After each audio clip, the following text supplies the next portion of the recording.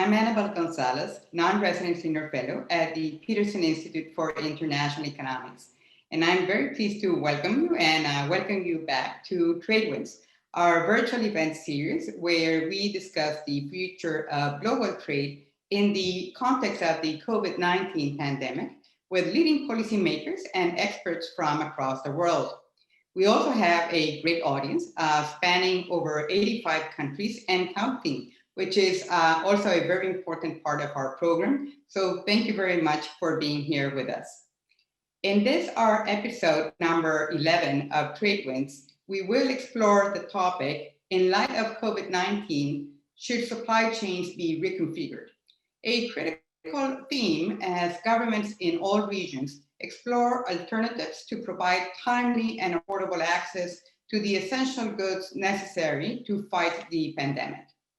So to lead our conversation today, I am delighted to have with us two global experts on trade and supply chains. Let me first introduce Simon Evenett, who is Professor of International Trade and Economic Development and the Director of the MBA program at the University of St. Gallen in Switzerland. Simon has taught in Michigan, Rutgers, World official twice, among other distinguished occupations. And I'm sure all of you trade fans out there recognize Simon as the creator of the Global Trade Alert Initiative, the leading independent monitor of protectionism and commercial policy choice, included in the era of the COVID-19 pandemic, feared and revered by governments all across the world. I am also very pleased to introduce Mary Lovely, who is a senior fellow at the Peterson Institute, a fantastic colleague of mine from whom I have learned a lot. Mary is also a professor of economics and a distinguished faculty scholar at Syracuse University's Maxwell School of Citizenship and Public Affairs, where she combines interest in international economics and China's development. During the years 2011 to 2015, Mary served as co-editor of the China Economic Review. Mary is an expert on techno-industrial FDI and trade policies in China, and most recently has also explored the topic of India's links to supply chains. You're also lucky that you will be able to see Mary today and tomorrow, same time, where she will share her views on trade policy priorities for the next US trade administration as part of a new Peterson project on rebuilding the global economy. So welcome to both of you, and thanks so much for being here with us at TradeWinds. I will turn it over to Simon and Mary in a moment. Let me just remind our audience to please get ready to submit your questions using the Q&A feature in the platform, and we will try to get to as many of them as possible.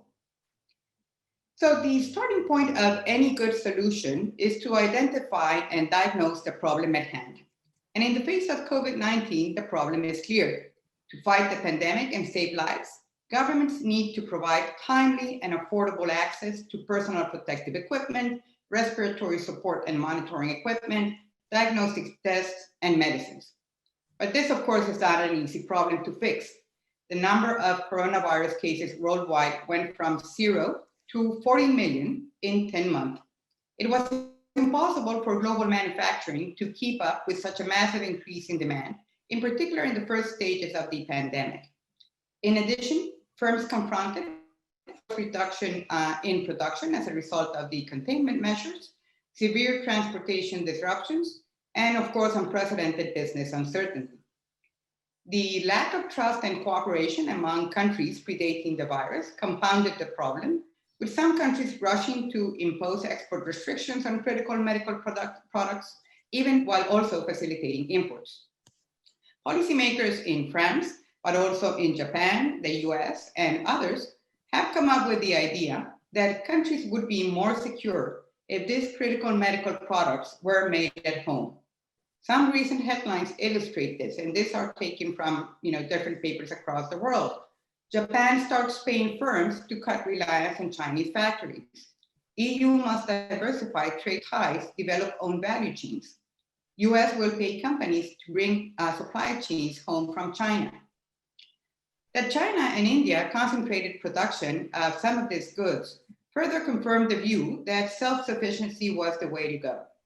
It then followed that governments should use policy instruments like subsidies, tariffs, government procurement, and others to entail manufacturers to produce essential supplies in their respective countries and to protect against dependency from the rest of the world. Enough of global value chains. Globalization had gone too far. This is where a big part of the narrative currently stands, at least in many countries. So a critical point is to determine, what does the evidence say? So let me now turn over to Simon. In your recent paper, Simon, entitled Chinese Whispers, COVID-19 Global Supply Chains in Essential Goods and Public Policy, soon to be published in the Journal of International Business Policy, you look at the performance of cross-border supply chains during the first 6 months of the pandemic. So what are your findings? Are cross-border supply chains part of the problem, part of the solution, or both? Welcome, Simon. Thank you, Anabel, and thank you very much for the invitation to be on the program. I will summarize, I think, the 3 big findings of the paper and then draw out one implication. I hope we can get much more into the policy implications in the Q&A. So I was intrigued by this rhetorical shift by many senior policymakers and wanted to see if the evidence backs up some of the claims that they made, and you've summarized them. And it was also a good opportunity to reflect on supply chain performance during the first months or the first 6 months of the pandemic. So the first finding is, when you step back and look at what's happened to the supply chains in essential goods, they had to face a huge surge in demand. They also had to deal with national as well as global transportation infrastructures shutting down or being seriously impaired. And then on top of it, governments came in the area, especially of medical equipment and medical kit and medicines, and imposed export bans. In fact, 91 countries implemented over 200 export controls and bans in the period since the COVID began. Now, in the light of this disruption, is it any wonder that supply chains were unable, or firms in supply chains were unable to meet all of the demands of customers who are out there? And in fact, I think the reasonable question to ask is, what's a sensible metric to judge the performance of international supply chains and in times of extremis, in times of crisis? Because I don't get any sense that the policymakers which have rushed to condemn supply chains have even thought about what the right metric is, or whether it was even reasonable to expect this profound and important business form to succeed under these circumstances. So I think the first big thing to remember is that the supply chains were buffeted by many external shocks, and we have to ask essentially, what's the right way to judge them? The second thing we do in the paper is to question whether or not, before the pandemic hit, China's growth in the global economy had led inadvertently to there being so much concentration of sourcing from China in key pieces of medical equipment, medical goods, and medicines. And here I dig into the finest grained trade data which is available for the United States, for France, Germany, and the United Kingdom. I'll just focus on the US results. It turns out that in the 10-digit trade data which the US collects import data on, there are 330 product types which are in the medical goods and medicines area. And if you break them down, you find that only in the area of personal protective equipment, where there are 99 different product categories, do we find that there's any sense in which China is the biggest supplier. So, and in fact, of those 99, 45 product categories are ones where China is not the largest import supplier. And on top of this, we have to add in local production of PPE, if you're going to get the true share of Chinese supply in US domestic consumption. And when you do that, and the calculations which have been done by the St. Louis Fed and others really suggest that the notion that before the crisis we over-specialized or over-sourced from China, or that there was too concentrated sourcing, can really be set to one side. The evidence from other countries really reinforces this point too, and we show the global picture as best we can with respect to this. So the notion that there was over concentration, I think, is one which should be challenged as well. The third type of evidence that we bring together comes not from international trade specialists, but actually from specialists at the Food and Drug Administration and elsewhere who track supply chains in the area of medical goods and medicines. And their writings on the performance of supply chains are markedly at odds with the messages that you get from the White House or from other governments around the world. In fact, the FDA did a big study of supply chains in the area of medicines last year, and you go through it, and you do not find the Chinese bogeyman being described as the problem. In fact, I think the FDA's very sober analysis is that there's a whole series of market and government failures in the area for medicines, which account for why we see shortages from time to time arising. Now, one thing the FDA does do is it collects data on drug shortages, and I checked the data in early September. Of the drug shortages that the FDA could identify a source or a cause, they found 281 drug shortages where they could identify the source. And of those 281, 168 of them were due to demand surges, and only 26 were due to scarcity of key ingredients for making medicines.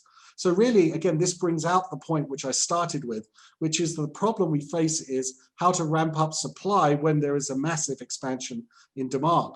So the problem shouldn't be framed in terms of supply chains breaking down. It should be framed in terms of how can we better match supply and demand when there are huge supply surges. And I think that then leads me to the final conclusion, is that there's no compelling generalized case against supply chains. To the extent that there is any concentration in sourcing in countries around the world, it is highly localized. And therefore, we probably need to find tailored solutions for those localized products, not tearing up an important form of business organization which has managed to draw in many countries, including many developing countries, into the world trading system and given them the opportunity to climb up the ladder of economic development. Perhaps I'll stop there, and I'd love to hear what Mary has to say. Thank you. Thank you very much, Simon. Just a quick question, because I'm getting asked by the audience. When is the paper going to be published? Okay, I'm told that it's going to be very soon. I just got the electronic page proofs a day or two ago. I will go through them very soon, and then it's in the hands of the journal. But I'm told it's going to be very soon, and certainly before the end of the year. That's what I've been led to believe, and I hope that that's the case. Perfect. Thank you. All right. Thank you very much, Simon. Mary, let me now turn over to you. You've heard Simon, but we also know that even before the pandemic, technological disruption, trade confrontations, geopolitical competition were reshaping global value chains. So in your view, has the pandemic provided a rationale for governments to push for deglobalization? Well, that's certainly the question of the hour, isn't it? But I would like to start by thanking Simon for writing such a useful and topical paper, and for doing it so quickly so that we can really have this corrective to the public record about what actually happened.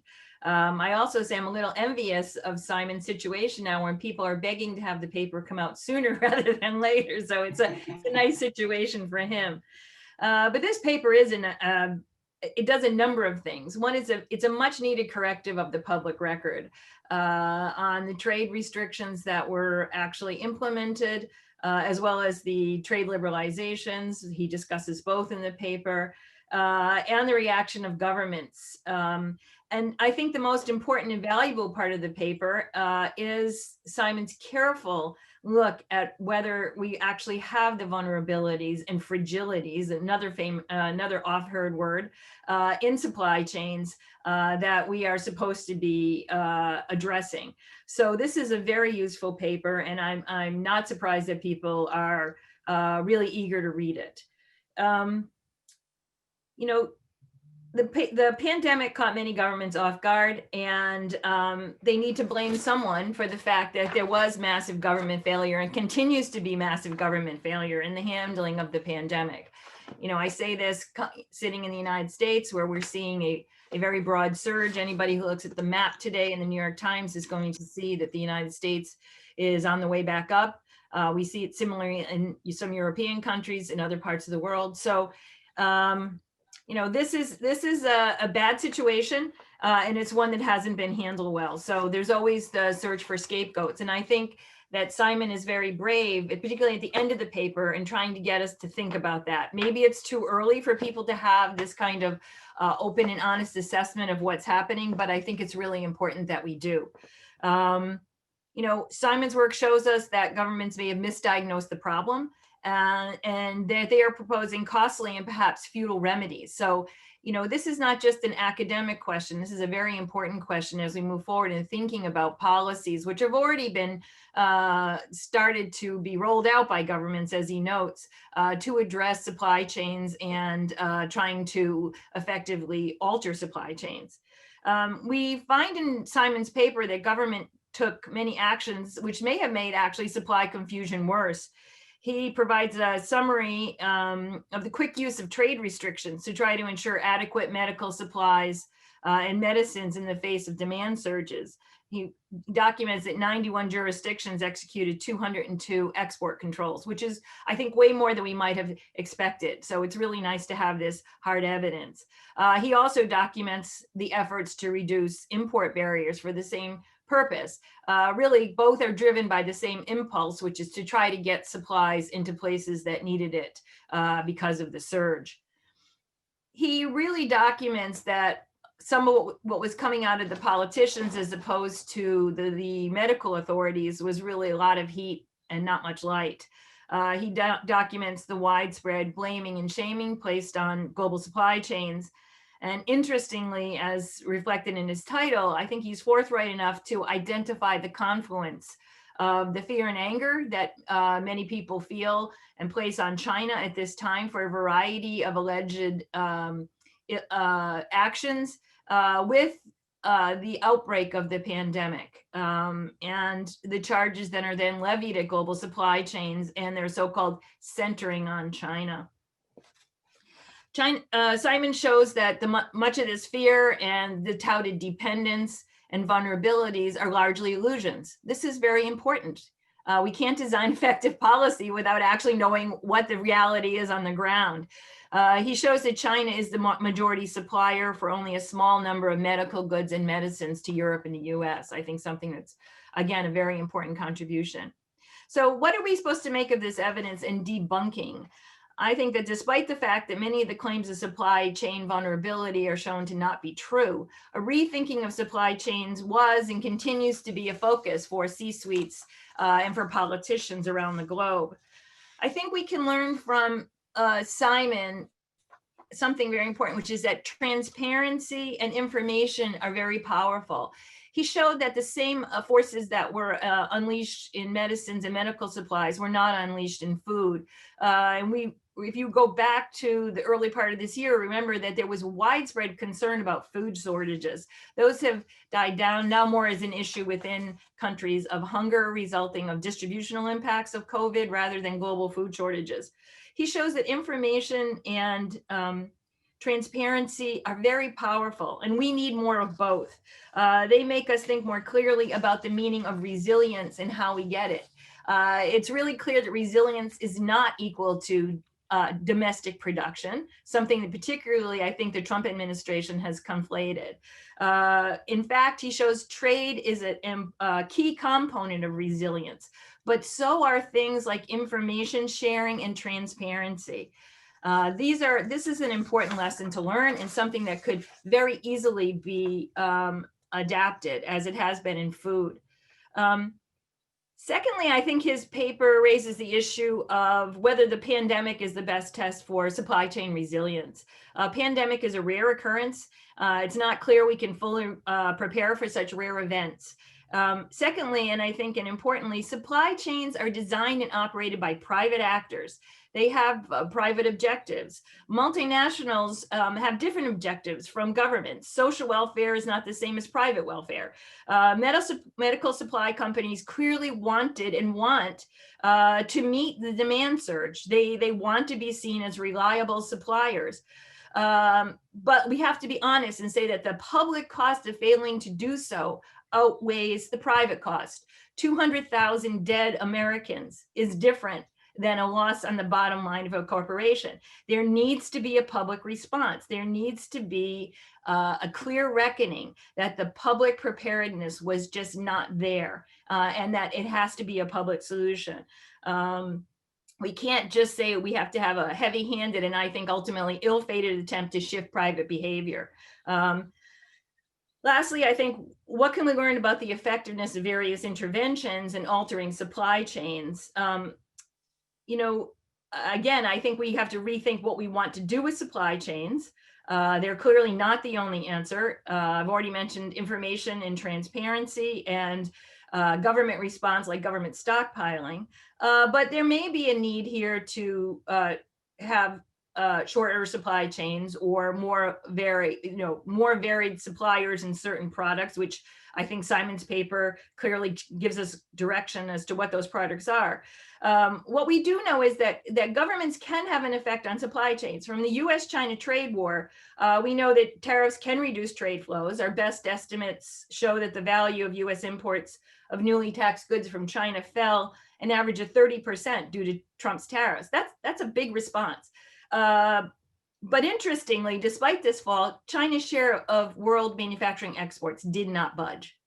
So, any one country, even a country the size of the United States, has limited impact to really influence global supply chains. China's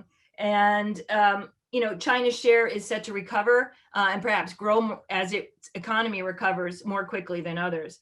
So I think in this regard, we have to look particularly at the response of the Japanese government, I think, which was at least its response was tied to the economics of the situation. They acknowledged that there had to be public money put in to compensate firms for the added fixed cost of moving supply chains.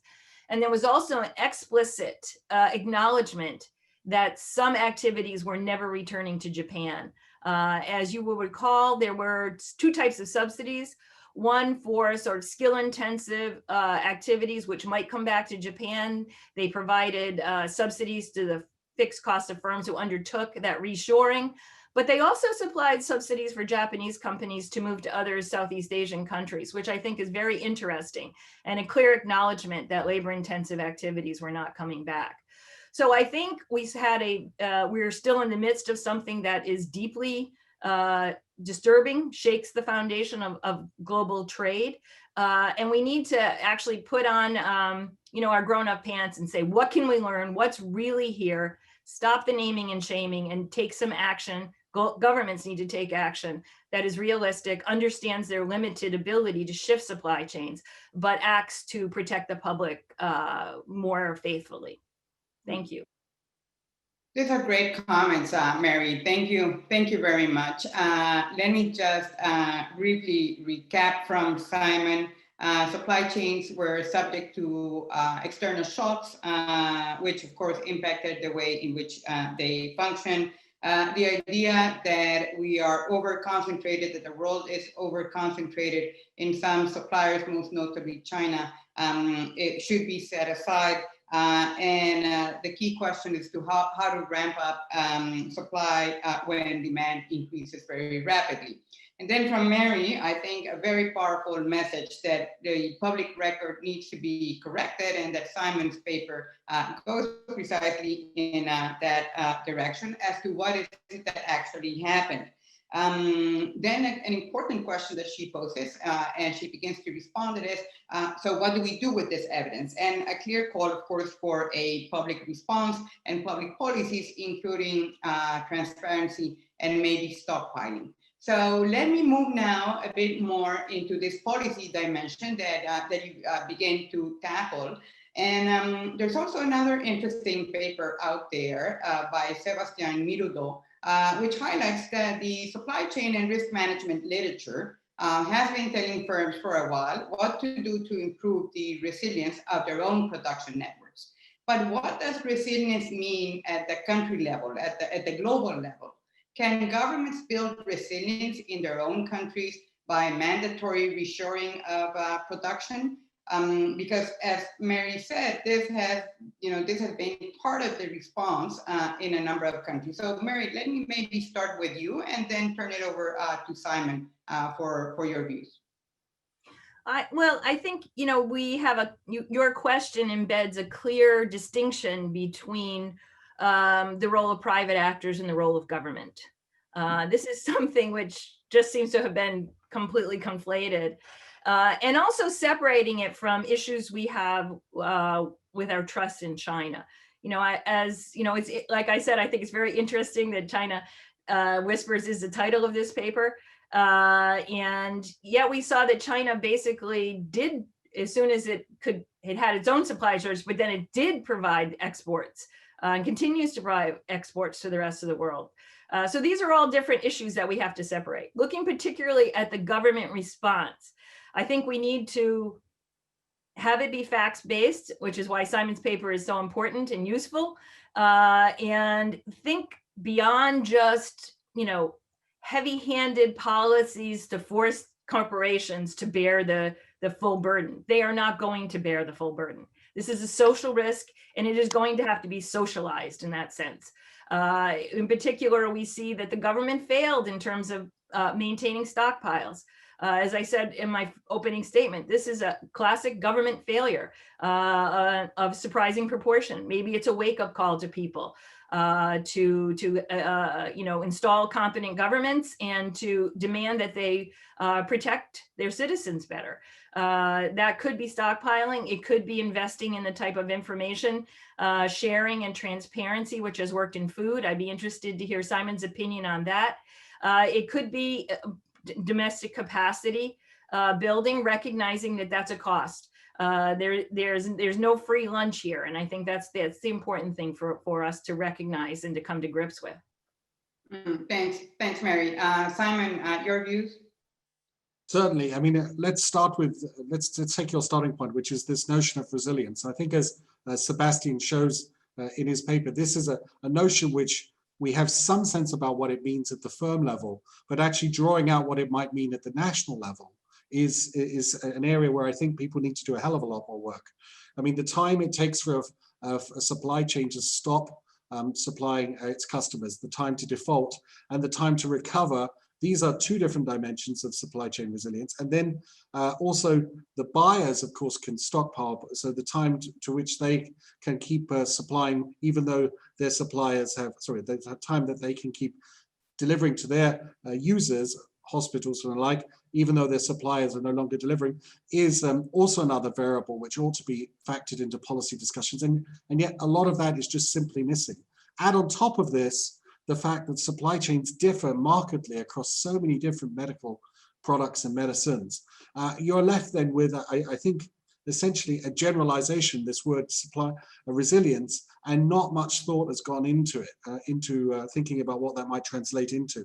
I think Mary's touched on a lot of the components here of a policy response, and I think my headline sort of point here would be that there's probably a lot we can do along a number of dimensions, which when they add up to quite a lot, but they probably don't turn into a great slogan.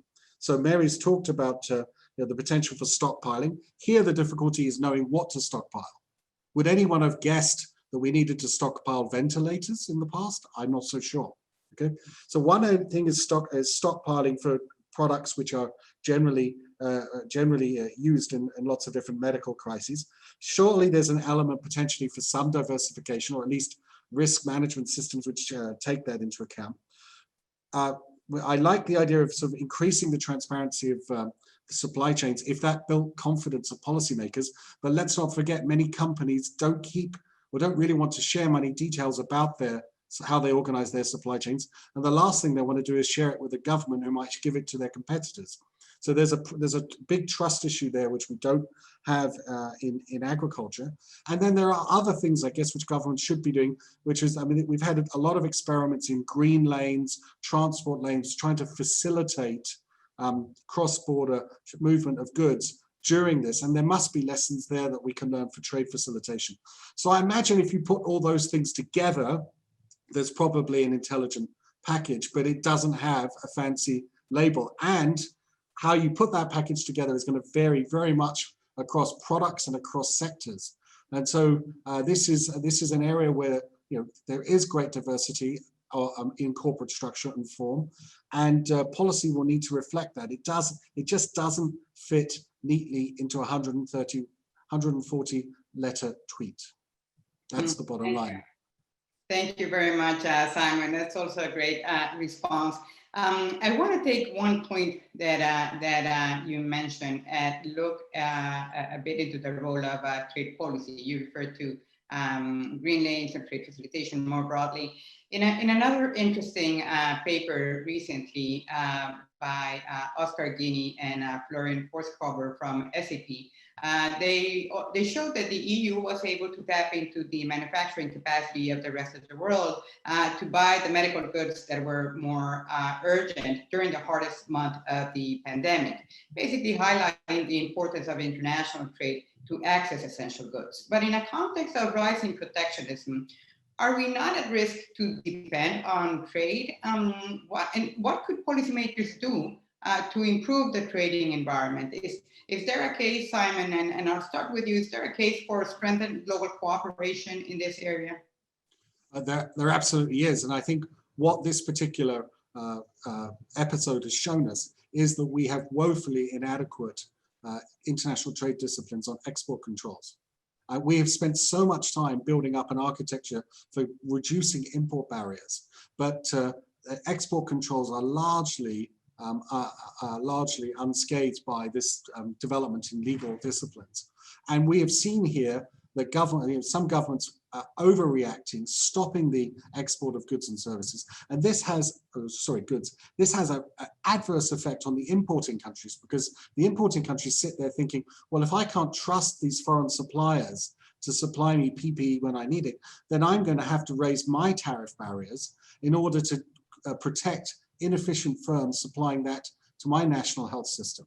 So what we have then is that the collateral damage from these export curbs then translates into pressure for import protectionism, which then is another step back from where we want to be. So we need to rethink reciprocity fundamentally to include, it's not just a matter of I lower my trade import barriers and you lower your import barriers. We need to start thinking about restraint from using export controls in return for keeping open markets in net importing countries. And I think that type of reciprocity, which Alan Winters and I have tried to write about, is the type of thinking that we need to build on this. And it could form the basis initially of a memorandum of understanding between countries, which could then be rolled into some maybe a plurilateral down the road. So I see this as they could be baby steps initially, and then something much more tangible later. Yeah. Thank you very much, Simon. And I'm glad that you raised the paper that you and Alan Winters wrote about this. We also had another session at Peterson where our audience, if interested, could also check that conversation, because this idea of somehow finding a kind of a balance between keeping markets open and restraining the use of export controls is something that may certainly improve the trading environment for these essential goods. So related to this question, Mary, we have a question by Ari Van Ash, who basically says, how can we ramp up supply of essential goods during demand surges, and what role can GVCs play, and what are the implications for trade policy? And I also would like to sort of put this together with the question about global value chains more broadly. We know that they have gotten this bad rap during the pandemic. Evidence is showing that it's not justified. What is at stake in your view if global value chains were to be dismantled? Okay, that's a lot. Let me just start by saying that I think Simon's really put his finger on it. We're seeing that, and the paper from the EU shows it, that trade is part of resilience. that no country can protect itself from everything that happens. For example, we could have huge PPE production in the US, hurricane could wipe that out. We're not going to have, a PPE manufacturer in every single town in the US. So we have to think about creating a network of trusted suppliers. And how do you create that trust? I think Simon's suggesting very concrete steps. It has to be that, you have trust that the supplier won't block exports and that you will reciprocate when needed. So I think that what we see is the decline of trust in the global economy. And that, of course, goes back to issues having to do with the trouble that we're having in terms of maintaining balance at the World Trade Organization and just trust in the global system more broadly. So trust is something that has frayed in recent years, to say the least, and I think it's important that we build it back. This could be an important step or a way to start to build that back, and that would then, I think, maybe spill over to other types of supply chains, such as we're seeing similar issues in technology supply chain. So, we could summarize a lot of the issues that we're having in the rollout of 5G and the role of Chinese equipment, and that is one of trust. We don't trust the equipment. Who do we trust? Does it stop at the Chinese? Does it move further? What are the parameters here? What are the dimensions of this problem? So I think that following the steps that Simon has outlined would be very important. We need some trust building, and on medical supplies, we now see that this is a very important thing and the public is eager for it. So I wholeheartedly support his suggestion. You asked about, global supply chains, they're getting the rap. What do we lose? There's a lot of things that we lose. What we've seen with the US-China tariffs, I think is very instructive.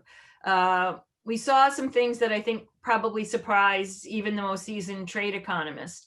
First, that the tariffs were largely placed on imports of intermediate goods, that is, goods that US producers use to produce other things. I think people's expectations of what US-China trade bundle is composed of was stuck in the 1990s. They think it's shoes at Walmart or Target. They're not thinking that it is pipes and stainless steel vats and power cords. So we had to update, I think. And what we saw was that it had a big impact on US producers. We now have very good evidence that it reduced employment in US manufacturers.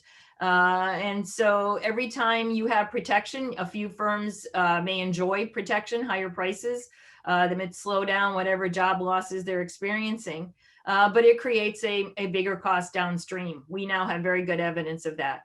The second thing that we learned is that the tariffs were not paid by the Chinese. They were paid for by American companies and consumers. This was an important lesson. We thought the US was big enough that at least some of it would be shifted. And yet, I'm currently working with the detailed data that Simon used in his paper, line item by line item. And we know from the work of Penny Goldberg and others that on average, there was no shifting of this burden to the Chinese.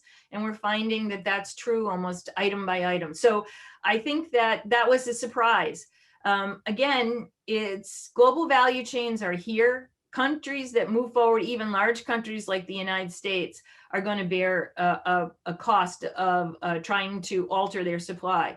I think lastly, we see that the supply chains did not come back to the United States. They went to other countries that had characteristics somewhat similar to China. So we see that countries that were already supplying the same goods picked up demand from the United States. Much of this production did not come back to the United States. So we incurred these costs without a return of production. Now, you may say that that's worth it. There are reasons why we may want to push production out of China. Japan has clearly made that decision for some goods.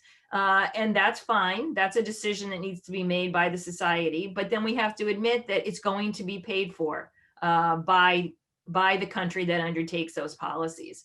Again, it's saying we're grown-ups and we understand that there's no free lunch here. It's not going to be pushed back onto the Chinese. And other countries aren't going to follow suit. So you're going to find that China's export share is not going to be easily dislodged by one country, even a large country like the United States. And I'll leave it there. Yeah, that's a brilliant point, Mary. Thanks so much for making it.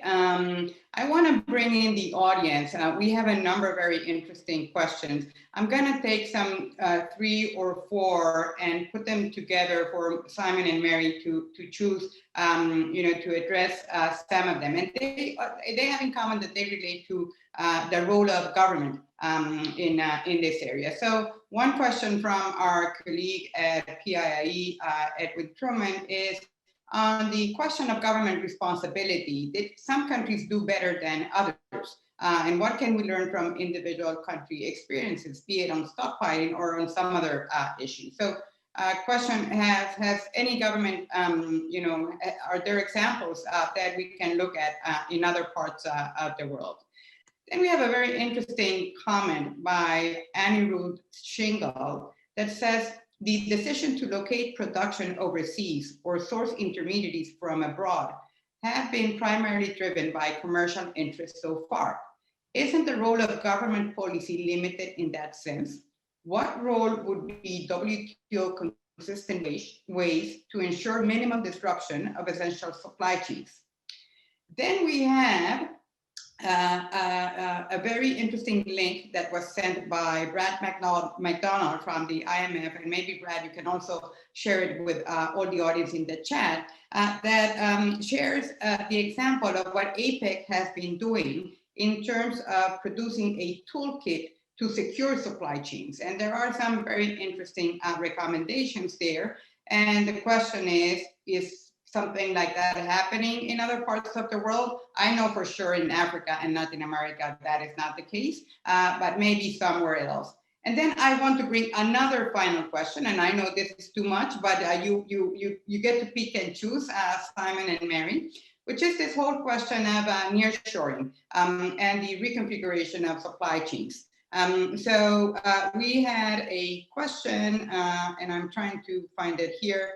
We had a question that was asking, is all of this prompting supply chains to move to places like Vietnam and others? And then I get a question from Richard Feinberg, who refers to my own country of origin, Costa Rica, which hosts many pharma and biotech manufacturing firms, and asking whether Costa Rica is seeing nearshore investments moving into the country. And so I'm gonna leave that one, to the end, I guess, because I'd like to hear from Simon and Mary on some of the points that I've raised. Please, Simon, you want to start? Yes, yes, I can. So let's start at the sort of level of objectives and then get into experiences in other countries which might be useful. And so I think what we're talking about here is a risk reduction exercise, not a risk elimination exercise. I think that's very important because this, with the global pandemic we've had, which was resulted in a big shutdown of much of the national and international transport infrastructure, it strikes me that it would be very hard to design any supply chain which is going to be completely impervious to this. So I think that there's a sort of reality check here which has to be imposed.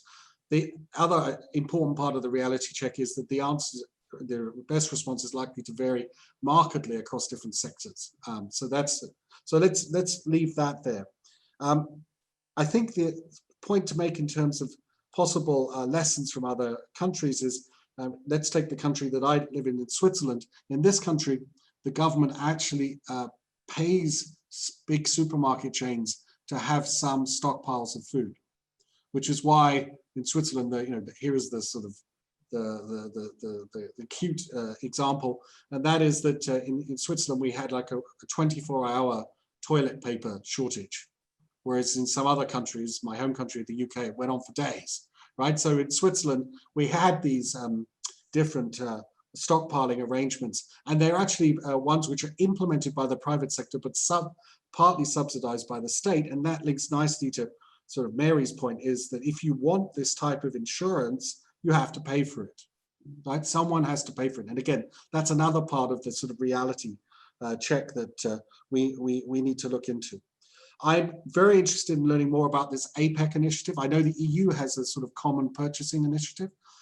Again, we have to be careful, though, that sort of bringing together lots of buyer power is one thing, but if it just deflects supplies to from other countries who who also need that too, then there's a sort of zero-sum component to that. So we have to be very careful how we do that, which then does take us back to the question: how do we try and ramp up supply as quickly as possible in the areas that we need? And again, here that is, I think, very dependent upon the product concerned. Ventilators are much more complex items than face masks, right? And I think this is part of the reality. All of this makes me suspect that this sort of headline reaction of governments when they're forced to look very systematically at what they're going to do, is going to cause people to step back and say, wait a minute, this problem is just a lot more complex than reshoring recommendations would lead you to believe. Yeah. Thank you very much, Simon. All great points. Mary, you wanna come in? Yeah, those really were great points. I guess I would pick up on the idea of the nearshoring, which I think Simon didn't touch on. One of the things we did see in the US-China trade war was a pickup in some products by Mexico. So some nearshoring. Unfortunately, Anabel, Costa Rica was too small to have a big blip. But we did see some reshoring, but it was in specific products. And that goes back to what Simon mentioned about heterogeneity. I think, as I mentioned, the recognition by the government of Japan that there's important heterogeneities in supply chains, not only in terms of their factor content, so labor intensive versus skill intensive or capital intensive, but also in terms of the networks that mediate them. So in my own work, I'm finding that the supply response was most vigorous in networks that were where there was a lot of internalization. So you have, say, multinationals that work together or even alone to create these supply chains. They've internalized a lot of the production decisions and often have multiple sites. A good example was Giant Bicycle, which produces bicycles in both Taiwan and China, but moved production just for the US back to Taiwan, while moving stuff back to mainland China, other production to the mainland. So we had this internalization of the problem and a quick rearrangement in response. So there's going to be a heterogeneous response by product. And that heterogeneous response, if we just rely on the private response, is going to have different distributional impacts. I think this is a story that needs to be told about the Trump tariffs, which is that different types of firms suffered in different ways. If multinationals can respond quickly because they have multiple production sites, what happens to the small manufacturer that has, customized a product with a Chinese supplier and can't escape because it doesn't have the resources to move to another production site? So I think that we have to see that these types of if the costs are not socialized, they're going to be borne by firms in different ways. And that different firms, particularly small and medium-sized enterprises, might find that they're bearing a disproportionate burden. So there's a lot of issues here to explore in terms of the response. Nearshoring is one. I don't think it's the total answer. And we have to be cognizant of differences in products, but also in how these supply chains are configured and who's going to bear the burden. Those are also great points, Mary. I think, at the end of the day, even in this context of reconfiguration that we may be seeing, it's probably not going to be as much as you say, but also I don't think we can forget that at the end, supply chains will be driven by, fundamentals, geography, markets, institutions, And it's not that simple just to say, for a government to say, you move from here to there, because it's simply, it doesn't work like that. And I think this, in a way, what Simon was saying, the rhetoric is gonna have to sort of, come a bit to be a bit more manageable in this sense, because it's like where we are right now in terms of, reshoring as the alternative to address the challenges of supply chains simply won't work. Now, I want to bring in also, because it's related to this discussion, another paper. It's a very interesting case study of the performance of face mask value chain in the United States during the early month of the pandemic, where Gary Jaffe from Duke University basically concludes that the US shortage of N95 respirators during the pandemic was more a policy failure than a market failure, which is a bit the point that Mary has been making as well. Would you both agree with the point that he makes, that a broader systemic response should be based on the virtues of global reach and local responsiveness? Is that a right way to frame it? Simon, you want to come in? I'm certainly sympathetic to this, to Gary Jaffe's point, which again, it's ironic, all the papers you've mentioned are published in the same journal. Gary's it's not on purpose, I have to say. It's just that I thought these were great papers in terms of bringing evidence to the discussion. Yeah, no, I thought it was a great paper too. And if you think about what Gary's saying, it's people are stepping back from simple one-arm solutions, right? If you're going to combine global reach, local responsiveness, you unpack each of those different dimensions. On the global reach, there's a trade policy dimension, there's a trade facilitation dimension, there's corporates have got to think differently about how they diversify risk. So there's quite a lot to unpack there. In terms of local responsiveness, we do have to think about how do we build in potential buffers into this, whether it's stockpiling or encouraging some firms to retain some spare capacity to expand. I mean, I was on the subject of great papers. I read a very interesting analogy recently in the market for electricity. Governments do worry about the need to ramp up supply from time to time because you do have demand surges.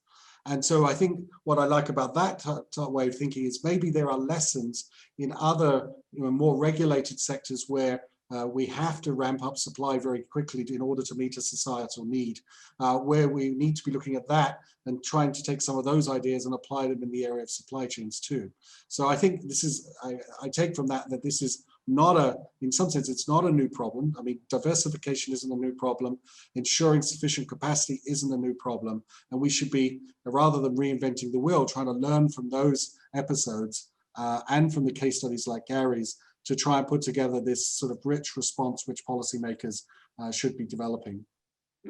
Thank you very much, Simon. Let me also mention that Annie Shingle from the University of Bern World Trade Institute has also shared with us in the audience a paper on where he explores how trade in GBC-based products responded to two previous health shocks, SARS and MERS.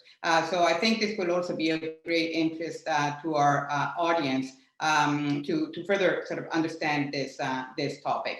So Mary, let me now come to you and basically say, well, since the early days of the pandemic, medical doctors have improved their understanding on how to treat patients.